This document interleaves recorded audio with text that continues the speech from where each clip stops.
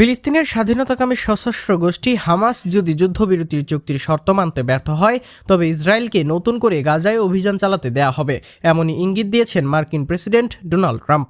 তিনি বলেছেন, আমি বললেই ইসরায়েল রাস্তায় নেমে পড়বে। তার মতে, যদি হামাস তার যুদ্ধবিরতি চুক্তির শর্তগুলো বাস্তবায়ন করতে ব্যর্থ হয়, তবে তিনি ইসরায়েলকে গাজায় আবার সামরিক অভিযান চালানোর অনুমতি দিতে পারেন। বৃহস্পতিবার 16 অক্টোবর এক প্রতিবেদনে এই তথ্য জানিয়েছে বার্তা সংস্থা আনাদোলো।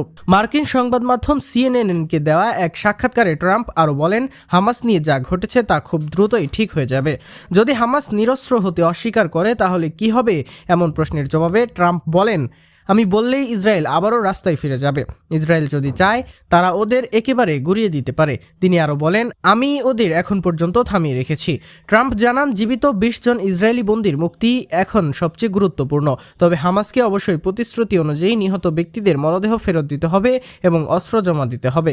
এদিকে হামাসের সামরিক শাখা কামাস ব্রিগেডস এক বিবৃতিতে জানায়, আমরা চুক্তি অনুযায়ী সব জীবিত বন্দীকে হস্তান্তর করেছি, পাশাপাশি যেসব মরদেহ উদ্ধার করা সম্ভব হয়েছে সেগুলোকেও দিয়েছি।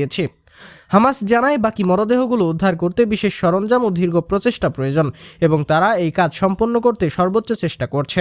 এর আগে গত সপ্তাহে ট্রাম্প ঘোষণা দেন, গত 29 সেপ্টেম্বর তার প্রস্তাবিত পরিকল্পনার প্রথম ধাপে ইসরায়েল ও হামাস একটি যুদ্ধবিরতি চুক্তিতে পৌঁছেছে।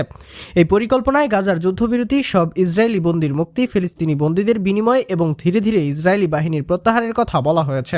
এরপর গত শুক্রবার থেকে ওই চুক্তির প্রথম ধাপ কার্যকর হয়। এতে হামাস 20 জন জীবিত ইসরায়েলি বন্দী ও 8 জনের মরদেহ হস্তান্তর করে। বিনিময়ে প্রায় 2000 ফিলিস্তিনি বন্দী মুক্তি পায়। চুক্তির দ্বিতীয় ধাপে গাজায় হামাসবিহীন একটি নতুন প্রশাসনিক কাঠামো গঠন, আন্তর্জাতিক যৌথ বাহিনী মোতায়েন এবং হামাসের নিরস্ত্রকরণের পরিকল্পনা রয়েছে।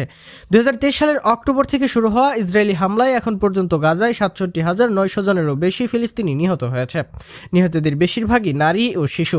দীর্ঘ এই হামলায় এক সময়ের প্রাণবন্ত এই উপত্যকা এখন প্রায় বসবাসের অনুপযোগী হয়ে পড়েছে।